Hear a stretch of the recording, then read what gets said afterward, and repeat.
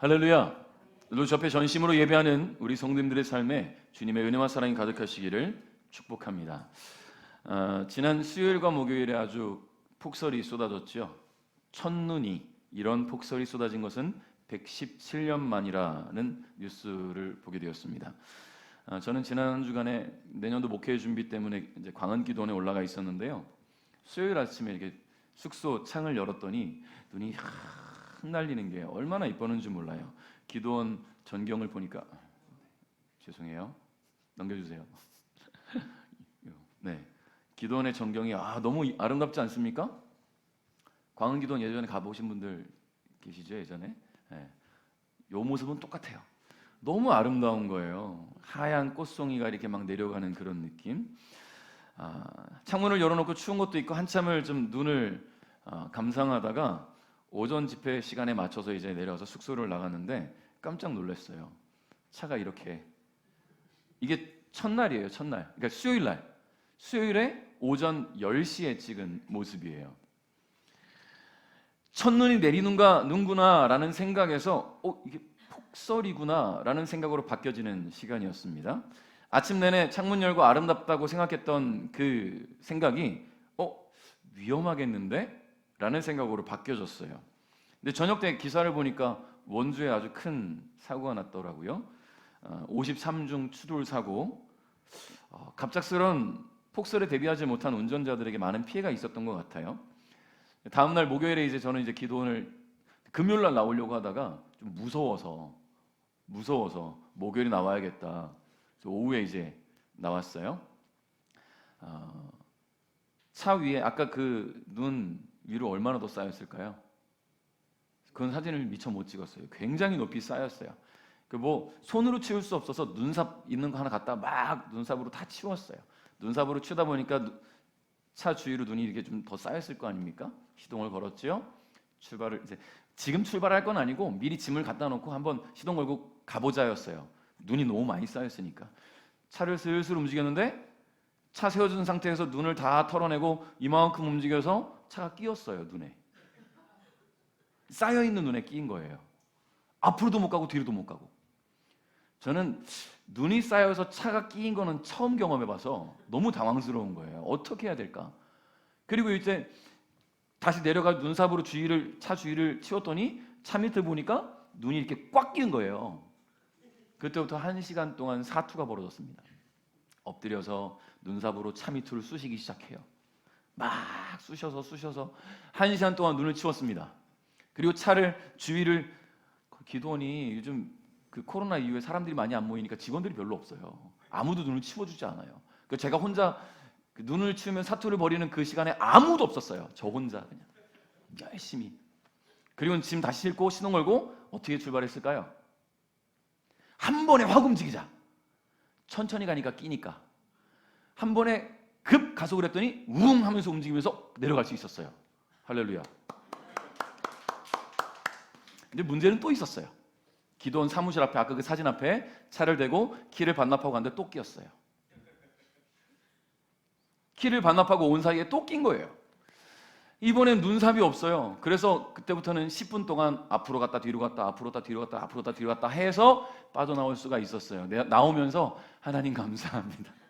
기도원을 내려갈 수 있게 해주셔서 감사합니다가 나오더라고요. 여러분, 눈은 너무나도 극단적인 양면성을 갖고 있는 것 같아요. 하늘에서 내릴 때는 너무나 이쁘죠. 너무나 아름다워요. 근데 바닥에 쌓이면 이런 위험함이 있고 녹기 시작하면 도로가 지저분해지기 시작하잖아요. 여러분 군대에 있을 때 제설 많이들, 남성분들 군대에 있을 때 제설 해보셨겠지만 제설 작업을 할 때마다 고단함에 지쳐서 이런 외침들이 있었어요. 하늘에서 내려오는 아름다운 쓰레기. 늘 그렇게 고참들이 외치는 거예요. 저는 원주 공군부대에 있었잖아요. 활주로에 눈 쌓이면 그 활주로를 다 누가 치웁니까? 군인들이 치우잖아요. 그러니까 이 아름다운 눈만 봐도 그 이면에는 되게 위험과 청결의 문제가 있다라는 거예요. 여러분, 우리가 삶 속에서 마주하는 수많은 것들은 그 이면에 감추어진 어떤 문제들이 있을 수 있다라는 것을 우리는 생각할 수 있어요. 여러분, 사람들만 봐도 그렇죠? 겉모습으로 보기엔 굉장히 밝아 보이고 긍정적이어 보이는데 그 이면에는 굉장히 부정적인 생각과 어두운 그늘들을 가지고 있는 사람들이 있다고 하죠. 여러분, 우울증에 걸린 사람들은 겉으로 항상 웃고 다닌대요. 우울증에 걸린 사람들이 늘 얼굴에 그늘져 있지 않다라는 거예요. 늘 밝다라는 거죠. 속에 있는 그 어두운 그늘을 보이지 않기 위해서 가면을 쓰고 웃는다는 거예요. 근데 반대로 겉으로는 우울해 보이고 외로워 보이는데 속으로는 굉장히 도전적이고 긍정적이고 강한 그런 사람들이 있어요. 여러분, 일도 마찬가지 아닙니까? 편한데 돈이 안 되는 일, 돈은 많이 버는데 너무 고된 일, 이면에는 항상 양면성이 있다라는 거예요. 여러분, 신앙생활은 어떨까요? 신앙생활도 그래요. 예수 그리스도를 믿고 하나님의 자녀가 되어서 나는 구원의 감격이 있어, 기쁘고 행복한 일만 가득하겠지 라고 생각했는데 왜 맨날 고난이 찾아오는지, 왜 맨날 나에게는 문제가 있는지, 왜 맨날 몸이 아프고 힘들기만 하는지, 구원의 감격을 잊어버릴 만한 그런 시험들이 늘 찾아온다는 거예요. 그래서 우리는 시험이라는 것을 만날 때마다 고난이라는 단어를 떠올립니다. 시험은 곧 고난이다. 왜 하나님은 나에게 고난을 주실까? 왜 하나님은 나의 고난을 해결해 주시지 않을까? 왜 하나님은 나의 고난에 침묵하실까? 다시 말해서 시험은 고난이다 라는 공식을 우리 머릿속에 자리 잡게 된다는 거예요. 물론 틀린 말은 아닙니다. 그런데 반은 맞고 반은 틀려요. 왜 반은 맞고 반은 틀리는지 오늘 야고보서 말씀을 함께 묵상하면서 생각해 보도록 하겠습니다. 자, 먼저 이 야고보서를 기록한 사람이 누굴까요? 야고보서를 기록한 사람은 너무 쉬운 야고보잖아요. 그죠? 야고보가 기록했단 말이에요. 그런데 여러분, 신약 성경에는 야고보라는 이름을 가진 사람이 세 사람이 등장하는데요. 먼저는 예수님이 12 제자 중에 요한의 형제이자 세베대의 아들인 야고보가 있지요. 그리고 예수님이 12 제자 중에 하나인 알페오의 아들 야고보라고 있어요. 그리고 또 예수님의 동생 야고보가 또 있단 말이에요. 그럼 셋 중에 누굴까? 자, 삼지선다 중에 예수님 세베대의 아들 야고보, 알페오의 아들 야고보, 예수님의 동생 야고보. 자, 누굴까요? 자, 찍어. 자, 세 개 중에 몇 번? 답을 주고 있는데도. 자, 3번 예수님의 동생 야고보예요. 예수님의 동생 야고보. 이로써 우리 하나의 지식을 더 알게 되는 거죠. 자, 예수님의 동생 야고보가 기록을 했어요. 요한복음의 기록을 보면 야고보는 예수님의 동생이었음에도 불구하고 예수님께서 사역하신 당시에는 신앙이 없었어요. 그러나 부활하신 예수님을, 자신의 형을 직접 목격한 이후에 그는 예루살렘의 공의회 의장의 역할까지 할 만큼 초대교회의 큰 역할을 감당하는 사도로서의 사명을 감당했다라는 거죠. 근데 야고보서를 우리가 읽다 보면 우리가 신앙생활할 때 기본적으로 갖고 있는 신앙의 공식이 있잖아요. 예수 그리스도를 믿어 우리는 구원에 이른다. 이신득의 들어봤죠? 예수 그리스도께서 나를 위해 죽으신 것, 그 예수 그리스도의 이름을 믿으면 우리는 구원을 얻게 된다. 사도 바울은 로마서 10장 9절에 이렇게 고백한단 말이에요. 같이 읽어볼까요? 시작.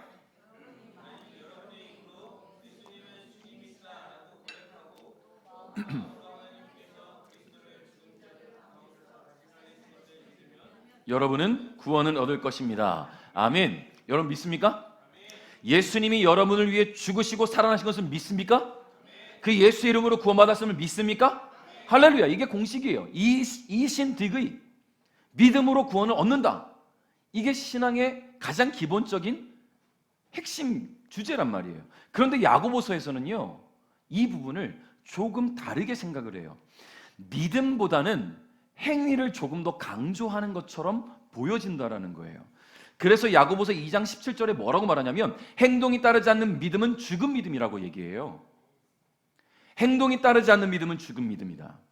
여러분, 근데 이게 중요한 것은요, 야고보 사도가 믿음을 강조하지 않는 것이 아니라, 믿음을 거부한 것이 아니라 행동으로 이어지는 믿음이야말로 진짜 믿음이다라는 것을 추가적으로 설명하는 이야기라는 거죠.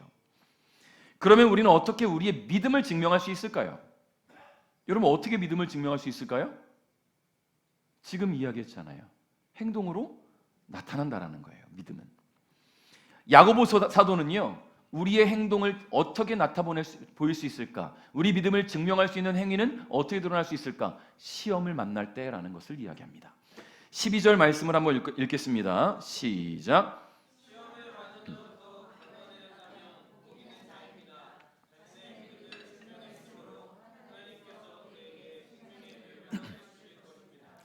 하나님께서는 자기를 사랑하는 모든 자들에게 영생을 약속하셨습니다. 아멘.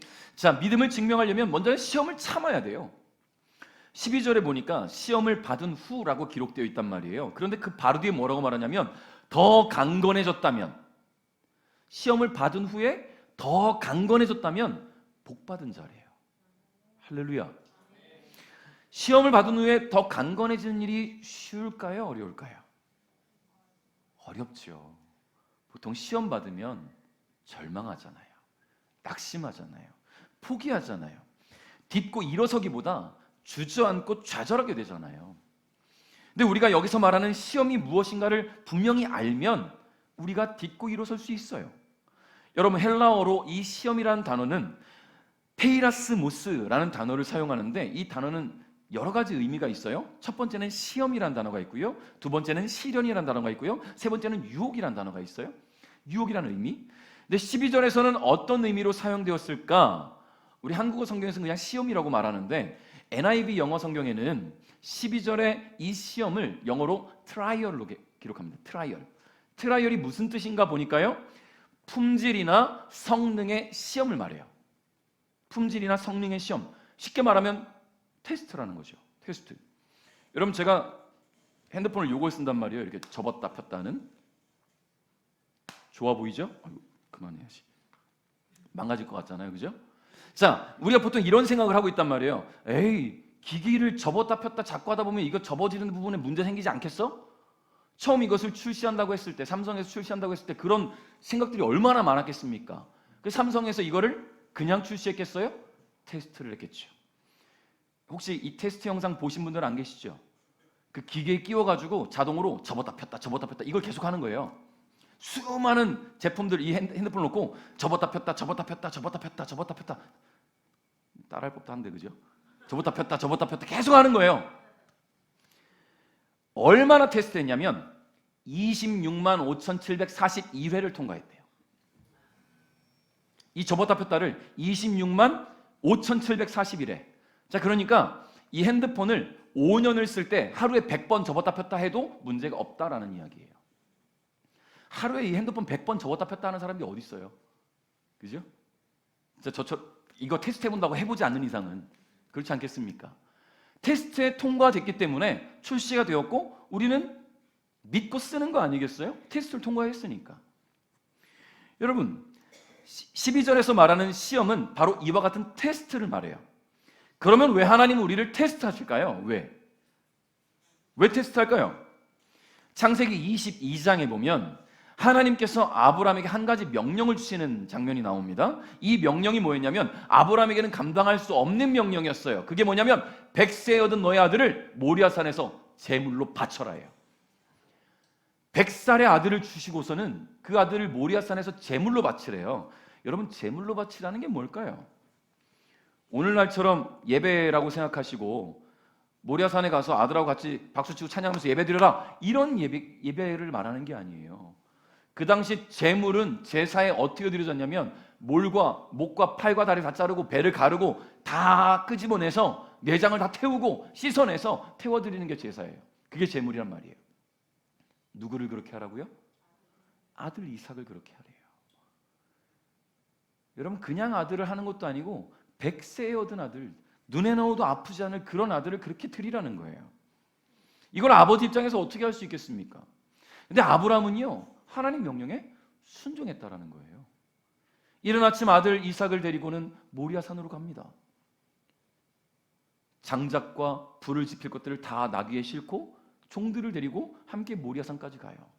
근데 모리아산 입구에서는요, 종들은 거기 있으라고 하고 장작들은 이삭에게 지라고 하고 아버지와 아들만 올라가지요. 왜 종들을 대동하지 않았을까요? 만약에 제물로 잡으려고 하면 종들이 우리 주인이 노망났나 보다, 아들을 왜 갑자기 죽이려고 해? 하고 막지 않겠어요? 하나님의 일을 거스를 수 있단 말이에요. 그래서 이 아브라함은 종들을 데리고 가지 않았어요. 여러분, 생각해 보세요.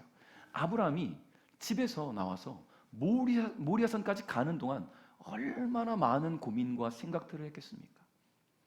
모리아산에서 아들 이삭이 장작을 지고 올라갈 때 같이 올라가면서 얼마나 많은 생각들을 했겠습니까? 여러분, 그가 기도하지 않았겠어요? 하나님, 정말로 하나님 뜻입니까? 하나님 뜻이라면 내가 정말 순종하겠습니까? 근데 하나님, 정말로 하나님이 뜻입니까? 여러분, 예수님도 그렇게 기도하셨잖아요. 겟세마네 동산에서 기도하실 때, 하나님, 이 잔을 할 수 있으시면 내게서 옮겨주십시오. 그러나 나의 뜻대로 하지 마시고 하나님 아버지의 뜻대로 해주십시오. 하나님께서 옮기시지 않으셨을 때 예수님은 순종하시고 제물이 되셨잖아요. 이 아브라함도 그런 기도로 올라가지 않았겠습니까? 여러분, 여기서 우리는 한 가지 기도의 방법을 알 수 있어요. 기도는 내가 원하는 것을 하는 것이 아니라 하나님의 마음에 합한 것을 찾는 것이 기도입니다. 할렐루야. 하나님께서 원하시는 것이 무엇인지를 알아가고 그것을 찾아가는 것이 기도라는 거예요.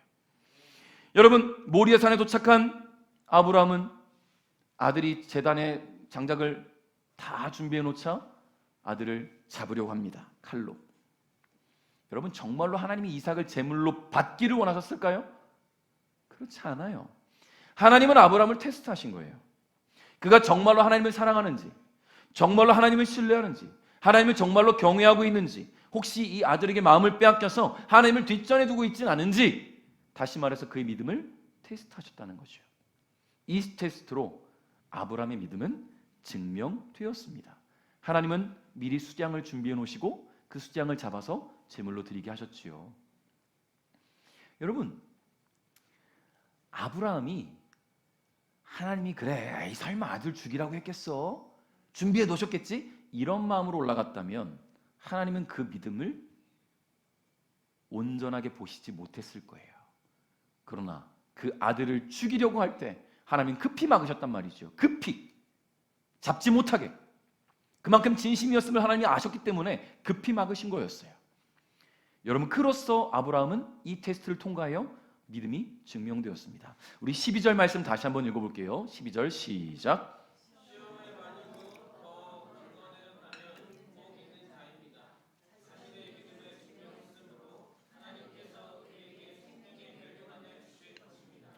하나님께서는 자기를 사랑하는 모든 자들에게 영생을 약속하셨습니다. 아멘. 하나님은요, 하나님의 사람들을 테스트하셔요. 이 테스트를 통해서 그 믿음을 확인하고자 하신다는 거죠. 시험을 만났을 때 그것이 하나님께서 주신 것이라면 우리는 더욱 하나님을 의지하고 신뢰함으로 시험을 참고 견뎌낼 수 있는 믿음을 가져야 된다는 겁니다. 이겨내야 된다는 거예요. 흔들리지 않고, 주저앉지 않고, 낙심하지 않고, 절망하지 않고 주님을 의지함으로 이겨내야 됩니다. 이로써 하나님을 전심으로 믿는 그 믿음이 증명되고, 증명된 믿음은 하나님을 얼마나 사랑하고 있는지를 증거하는 증거가 되는 거예요. 여러분, 이번에 제가 기도원에 가서 집회 참석하는데 굉장히 큰 도전이 되는 말씀들을 많이 들었어요. 그 수원 창대교회의 박현웅 목사님이라는 분이 이번에 강사로 오셨는데 저는 처음 뵙는 분이었는데 말씀이 너무 좋은 거예요. 그 메시지 속에 굉장히 큰 은혜가 많이 됐는데요. 첫날 저녁에 이런 말씀을 주셨어요. 믿음의 사람도 문제를 만난다. 여러분, 믿음의 사람은 문제를 만나지 말아야 되는 거 아닙니까? 근데 왜 믿음의 사람에게도 문제가 올까? 여러분, 이런 말씀을 하시더라고요. 문제가 사탄으로부터 온 것이라면 시험이라고 쓰고 유혹이라고 읽는다. 문제가 하나님으로부터 온 것이라면 시험이라고 쓰고 연단이라고 읽는다. 문제가 나로부터 온 것이라면 고생이라고 쓰고 미성숙함으로 인해 발생한 시련이라고 읽는다.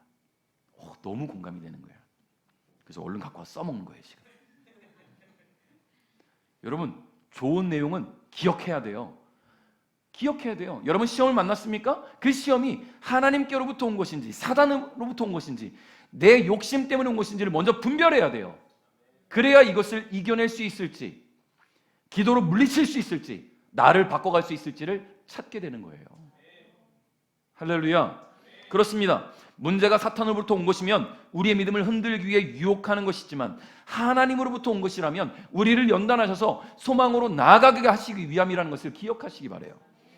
그런데 나로부터 온 것이라면, 즉 내가 생각하고 내가 계획하고 내가 추진하고 내가 소망 삼았던 것들, 나로부터 시작된 것, 잘 안 돼. 내가 했으니까. 그러면 고생이라고 쓰고 뭐라고 읽는다고요? 미성숙함으로 인해 발생된 시련이다. 여러분, 그래서 기도해야 되는 거예요. 그래서 성령 충만해야 되는 거예요. 성령께서 내 삶을 이끌어 가실 수 있도록 내가 기도하고 계획하는 것이 나의 계획이 아니라 성령께서 도우시는 계획이고 하나님 마음에 합한 것인지를 찾기 위해서. 예수님도 하나님의 마음을 먼저 물었잖아요. 근데 우리가 뭐라고 우리가 내가 생각하고 내가 계획하고 내가 원하는 대로 삽니까? 하나님의 뜻을 물어야죠. 성도 여러분, 주님은 시험을 통해 우리의 증명된 믿음을 보시고 생명의 면류관을 주십니다. 생명의 면류관. 할렐루야. 여러분, 오늘 이광일 선생님 기도하시는데 너무 공감이 됐어요. 하나님을 우리의 목표로 삼아야지요. 우리의 목적지로 삼아야지요. 우리는 이 땅에서 신앙생활하면서 대충 단대로 살다가 하나님이 이 땅에서 부으시는 축복만 받다가 그러고 죽고 지옥 가면 안 되잖아요. 우리의 목적지는 하나님 앞이란 말이에요. 하나님 계신 곳이란 말이에요. 그러려면 이 땅에서 문제가 와도, 이 땅에서 시험이 와도 잘 이겨내고 극복하고 그 연단을 잘 통과해서 하나님 사랑 받아서 주님 앞에 서야 될 줄 믿습니다. 그것이 우리의 소망이 돼야 돼요. 생명의 면류관을 받으려면 어떻게 되냐면 시험을 참고 견뎌야 된다. 주님이 예비하신 생명의 면류관을 통해 영생을 얻게 되는 것입니다. 그러니까 여러분, 시험 만났을 때 우리의 삶의 모든 행동들을 통해 우리의 참 믿음이 드러나게 된다는 것을 기억하시기를 바라겠습니다. 13절 읽겠습니다. 시작. 시험을 받을 때에 하나님이 나를 시험하고 있어 라고 말하지 마십시오. 하나님은 악에게 시험을 받지도 않으시며 사람을 시험하지도 않으십니다. 아멘. 자, 두 번째는 시험에 빠지지 말아야 됩니다. 자, 여기서 시험을 받을 때, 지금 13절에서 시험을 받을 때라고 말한단 말이에요. 여기서 말하는 시험은 뭘까? 또 우리 성경에서는요 똑같이 시험이라고 해요. NIV 영어 성경에서는 tempt라고 말한답니다. tempt. 이게 뭐냐면 유혹하다. temptation이란 말 들어봤죠? 유혹이라는 단어예요. 그러면 유혹하는 게 누굽니까? 유혹하는 게 누구예요? 사탄이죠. 하나님은 유혹하지 않으세요. 하나님은 은혜를 주시는 분이고 그 은혜를 향해 우리가 나아갈 수 있게 길을 열어주신 분이지요. 근데 사탄은 유혹해요. 왜 유혹합니까? 하나님께 나아가지 못하게 하려고, 하나님과 친밀한 관계를 깨트리려고, 하나님께 주시는 은혜를 차단하기 위해서 우리를 유혹한다는 거예요. 하나님은 하나님을 사랑하는지 그 믿음을 보시기 위해 테스트하시지만 사탄은 유혹합니다. 끊임없이 하나님의 사람들을 유혹해요. 사탄의 유혹은 때로는 달콤하고요, 때로는 강렬하고 때로는 부드럽습니다. 그래서 하나님의 사람들로 하여금 하나님으로부터 멀어지게 만드는 것이 사탄의 유혹의 목표라는 거예요. 성경에 사탄의 유혹을 이기지 못해 망한 사람이 있죠? 여러분 누가 생각나십니까? 성경의 수많은 인물 가운데 사탄의 유혹에 이기지 못해서 망한 사람. 네, 아담과 하와. 그렇죠. 정답입니다. 저는 가룟 유다가 먼저 떠올랐는데 아담과 하와도 맞아요. 저는 가룟 유다가 떠올랐어요. 가룟 유다는 수많은 제자들 중에서 특별히 선택된 12제자에 속한 사람이에요. 12명에 뽑혔단 말이에요. 얼마나 대단한 믿음이 있는 사람이었겠습니까? 심지어 그 12 중에서도 가장 믿을 만한 사람이었어요. 왜 그렇게 말하는지 아십니까?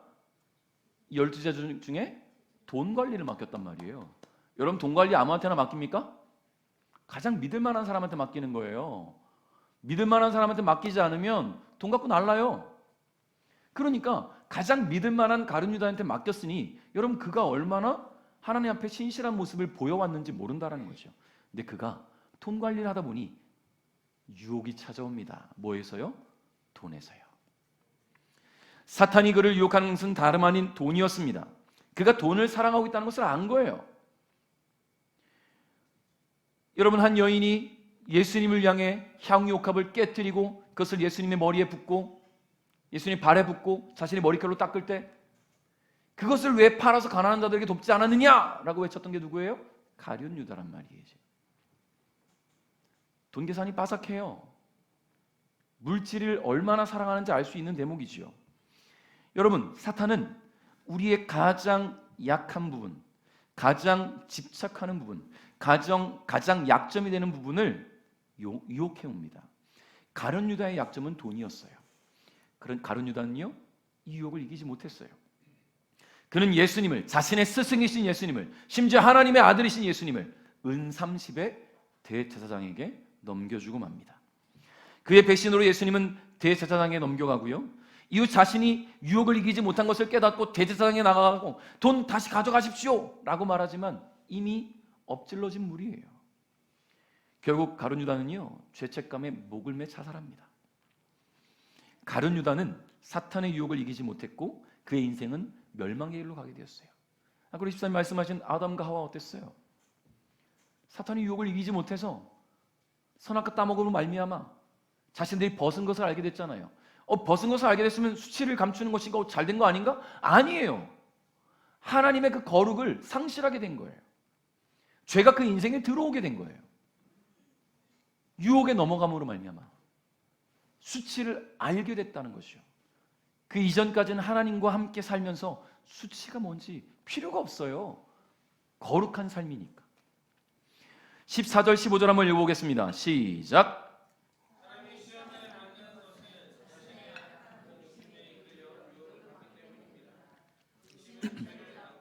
죄는 점점 자라 죽음을 가져옵니다. 아멘. 자, 야고보 사도는요, 자신의 악한 욕심에 이끌려 유혹받는다고 말합니다. 악한 욕심. 욕심이면 욕심이지 악한 욕심은 뭘까?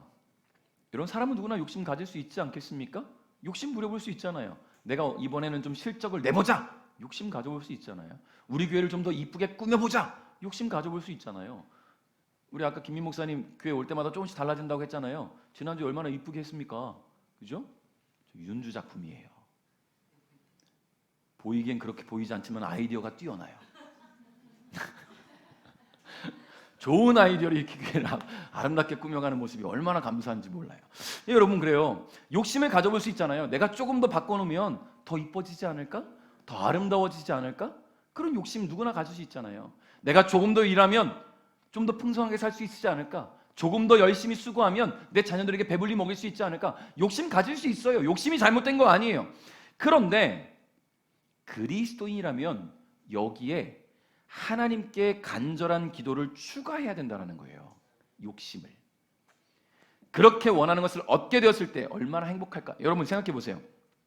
정말로 바라는 것들, 내가 욕심 부렸던 것을 내가 가졌어요? 그것을 얻기 위해 최선을 다해 일했겠죠? 열심히 땀도 흘리고 노력도 했겠죠? 도움을 줄 수 있는 사람들과도 좋은 관계를 맺었을 거예요.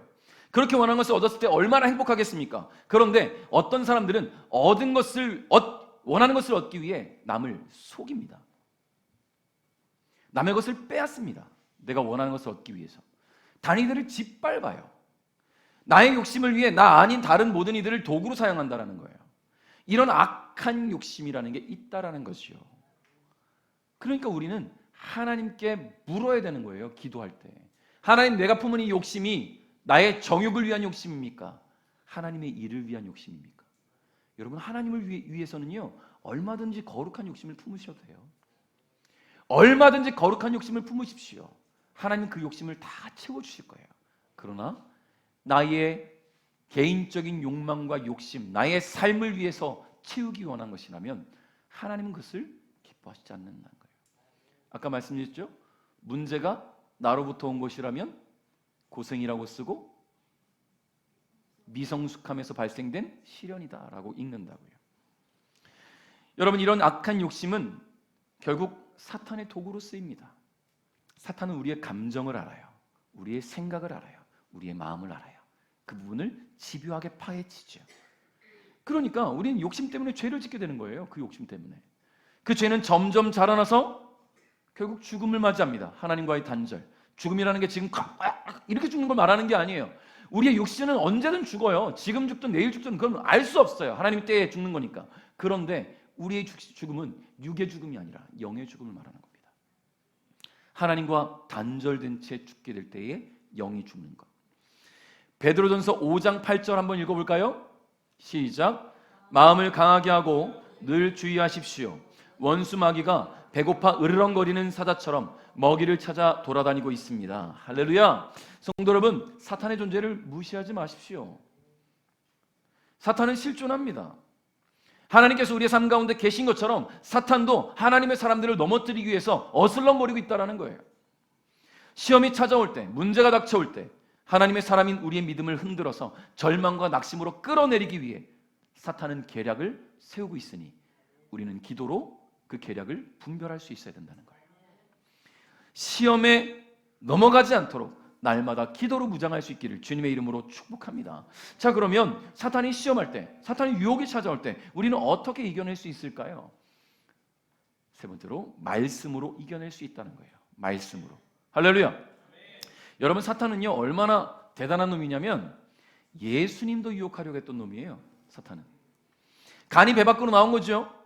어디 피조물 주제에 조물주이신 하나님의 아들 예수님을 감히 유혹하려 합니까? 예수님은 공생의 시작 전에 40일 동안 금식하셨습니다. 40일을 금식하셔서 배고프신 예수님에게 누가 찾아와요? 사탄이 찾아왔어요. 마태복음 4장 2절부터 10절 제가 읽어드릴 건데요, 예수님께서 사단을 대적하시는 부분만 말씀을 같이 한번 읽어주시면 감사하겠어요. 제가 사인을 드릴게요. 예수님께서는 40일 내내 금식하셔서 매우 배고팠습니다. 시험하는 자가 예수님께 와서 이렇게 말했습니다. 만일 당신이 하나님의 아들이면 이 돌에게 빵이 되라고 명령해 보십시오. 같이요. 예수님께서 대답하셨습니다. 성경에 사람이 빵으로만 살 것이 아니라 하나님의 입에서 나오는 모든 말씀으로 살 것이다 라고 기록되어 있다. 그러자 마귀는 예수님을 거룩한 성으로 데리고 와서 성전 꼭대기에 세웠습니다. 마귀가 말했습니다. 만일 당신이 하나님의 아들이라면 뛰어내리시오. 성경에 하나님께서 당신을 위해 천사들에게 명령하실 것이다. 그들은 손으로 당신을 붙잡아 발이 돌에 부딪히지 않도록 할 것이다 라고 기록되어 있어. 다 같이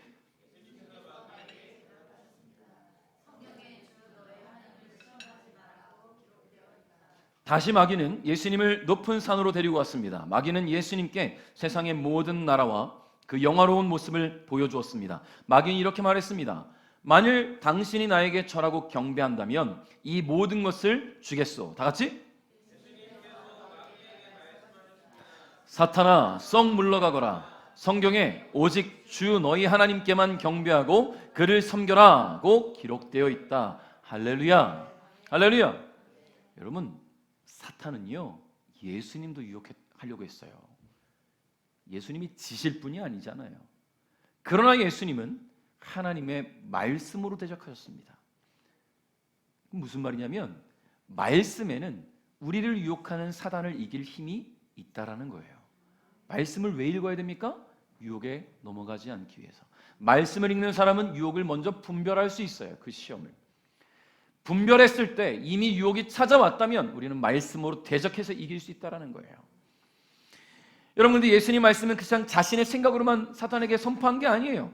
4절과 7절, 10절에 예수님의 선포는 성경을 인용한 것이지요. 4절의 말씀은요 신명기 8장 3절 말씀을 인용한 것이고 7절은 신명기 6장 16절을 인용한 것이며 10절은 신명기 6장 13절을 인용한 것입니다. 그러니까 예수님은 사탄을 대적하시고 물리치심에 있어서 하나님의 말씀으로 하셨다는 겁니다. 하나님의 말씀에는 능력이 있습니다. 할렐루야. 하나님 말씀에는 권세가 있습니다. 사탄은 말씀 앞에서 어떤 힘도 발휘할 수 없다는 것을 여러분 기억하시기 바랍니다.